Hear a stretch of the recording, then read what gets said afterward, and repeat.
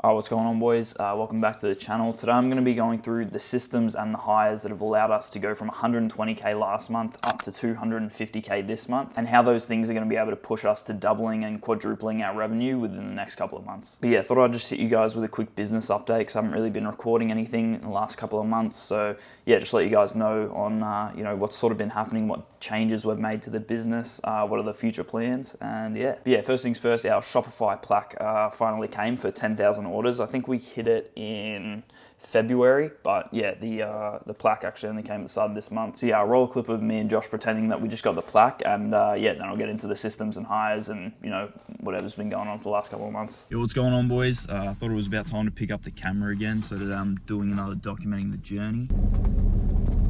Bro, look what arrived in the mail. Oh shit, no way. What? That's sick. Far out, bro. No, open it up. Yeah, open that bitch up. Fuck, bro. Damn!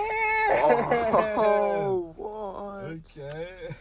Oh shit. Oh shit. I haven't done this before. Far out. No, that's sick. Oh, that's Mickey Has. That's sick. What's happening, boys? It's a couple of days later now, but I whipped up a quick little chat GPT thing to show you guys, the hires and the systems. But first I'll just go through our Shopify dash just so you guys can sort of see what's been happening for the last couple of months.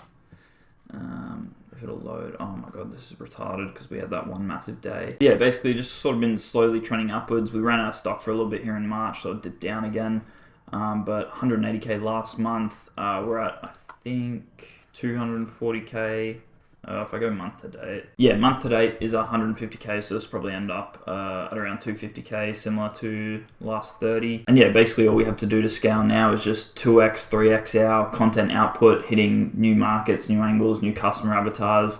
And yeah, that's basically it. So yeah, let's get into the systems and the hires that got us to a 250k month, and some of the things that we're going to be, will help us push towards, even further in the next couple of months. So yeah, the first ever hire we did was a customer support agent. So yeah, the customer support agent was our first hire. Basically, I don't think it's a bad thing to be doing customer support while you have the time to do it. While it's not, super crazy time consuming. You can learn a lot about your customer and see what your overall customer sentiment actually is a lot easier when you're actually, you're writing and you're talking to customers. You can understand them a lot better. But yeah, after a couple of months of me having to put a shift in when, we were out of stock or on pre-sale, and I was having to do upwards of over 30 customer support messages a day, at that point we decided to outsource. And yeah, obviously we're still keeping track of the customer sentiment, all the refunds and that sort of thing. We get updated on every single day, and then we get update on refunds, reason for refunds, that sort of thing every single week. And yeah, so every day that our customer support agent,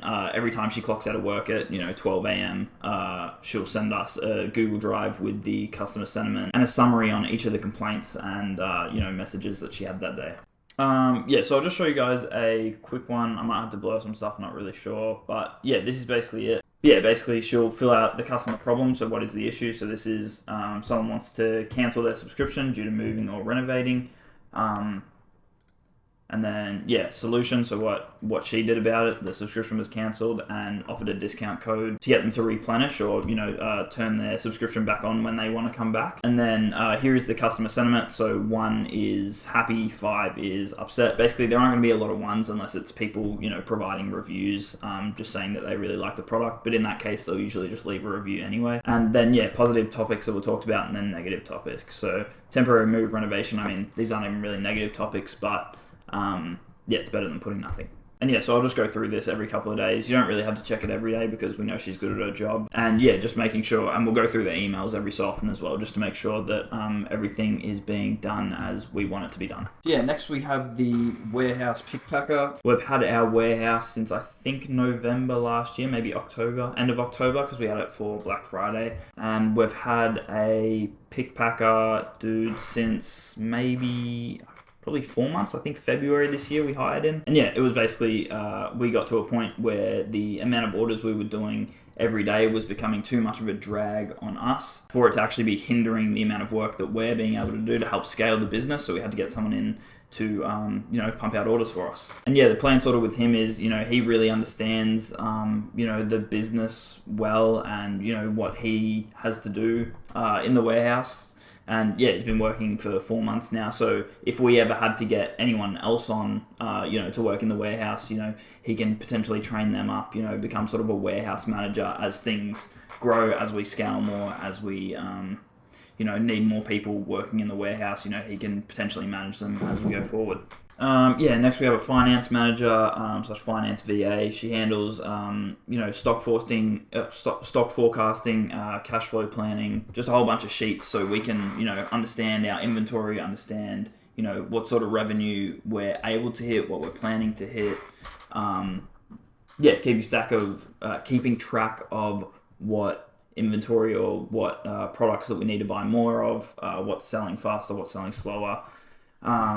Basically just everything to do with inventory, cash flow, finance, that sort of thing. And then we also have an accounting firm that helps us with, just any sort of questions we have relating to tax. They do all of our tax returns, GST, that sort of thing. And yeah, anything relating to the business, they help us out, setting that stuff up as well. Yeah, next is the creative team and the system. Basically we have 7 video editors.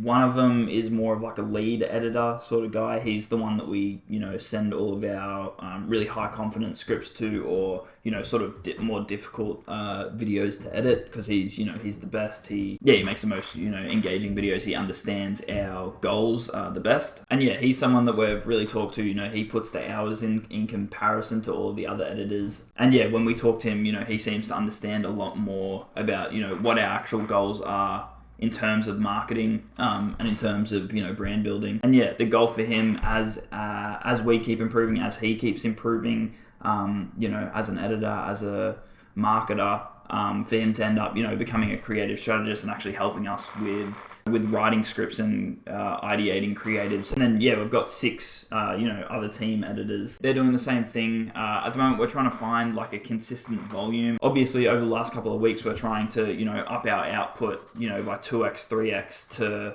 meet the demand of the scale that we want to reach. And yeah, their output in the past has been really up and down. So yeah, we've just been needing to set clear expectations and KPIs that they have to meet. Otherwise we'll axe them and find new people that can put in the hours at a high quality. And then yeah, we've had graphic designers off and on. Yeah, most of the hiring that we've done for graphic designers, they've been pretty poor, or it takes them like 3 hours to edit one static ad, and it's just it hasn't been great us hiring graphic designers. Maybe we need to look elsewhere or sort of find some other system for hiring them.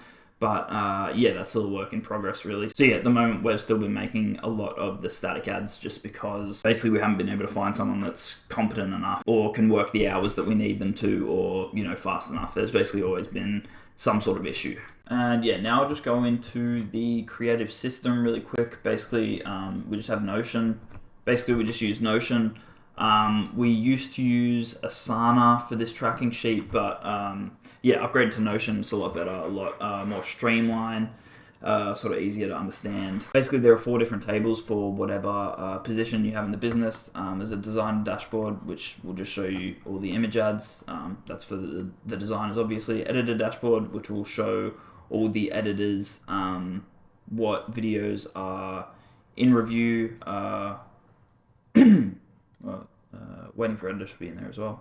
Basically this will show them, all the videos that are in review, waiting for editor, in editing. And then the strategist dashboard, which is basically where we spend most of our time, which will show you all the scripts that are in writing, waiting for creator, or in review. Basically, we all write scripts individually, and then we'll make sure that at least 2 of us go over and review scripts together to make sure that we're keeping a high hit rate, that these are ads that we actually want to spend money on testing. The criteria that we usually go for is that, would we be happy with this ad getting $1,000 in spend? Is that something you want to test? If it's no, you either, you need to go back and make the script better, or you just sort of axe it. And then, you have the creative tracker, which basically just has everything. So ad type, AI, UGC, B-roll, that sort of thing. Pain point, pretty self-explanatory what pain point we're trying to hit. The awareness stage, unaware, solution aware, problem aware. And then status is just, all the things that I showed before, whether it's in writing, reviewing script, waiting for a creator, that sort of thing. Script writer is just who's written the script, obviously. Editor is, who's editing the ad. Priority, basically we have high, medium, low, instant. That's basically just so when we have a whole bunch of ads stockpiled up, so the editors know which ones to prioritize first. And then I feel like this video has been going on for way too long, so I'll just gloss over these ones really fast. Email agency, their performance hasn't really been hitting our goals, so we're thinking about bringing this back in-house soon. We're going to need to find a graphic designer that is actually good before we're able to do that for our emails. But that's sort of on the plan. We've been on and off with email agencies for 6 months or so, and it's just sort of it hasn't really been hitting what they say they'll be able to hit or what we think should be benchmarked. So we want to give it a crack ourselves, see if we can build up a team that's better. Or maybe we just have to find another agency. I guess we'll see. And then Google Ads, basically we're just focusing really hard on Meta at the moment, and we're also not always in stock, so Google Ads doesn't really make sense. You sort of have to spend a lot of money to actually be able to get yourself to a point where you can profitably ad spend on Google, and it's just it's not a priority currently, or at least to be able to get new customers profitably. Our brand search on Google is already sweet, but it's basically traffic and sales that you're already going to get, so it doesn't really do anything. And then, there's not really a point spending a whole bunch of money on Google if it's not acquiring new customers. And then just the web development team, we hire them ad hoc, basically just whenever something breaks or we want to make a new landing page or make a couple of changes here and there to the website, we hit up them. And then outside of that, we're always jumping on calls, getting free audits with agencies and people that specialize, in different areas of business. Basically just trying to learn from what they do, even if we're not trying to actually go with their agency. To sell you on their product or service, they'll drop some value to you. There's always stuff to be learned from other people. And then lastly, we've got a bit of a creator seeding / product seeding, like content farm sort of in the works. We've only been running it for around a week, just doing outreach. We're just starting to get videos back, so I might make a video that goes more in depth into, how we're going about that and how it's, how it's performing in the next couple of weeks when we actually know how it's performing. That'll about do it. Hopefully this video gave you guys some clarity on, the sort of hires that you may need to make or don't need to make, depending on what your skill sets are and where your business is at the moment.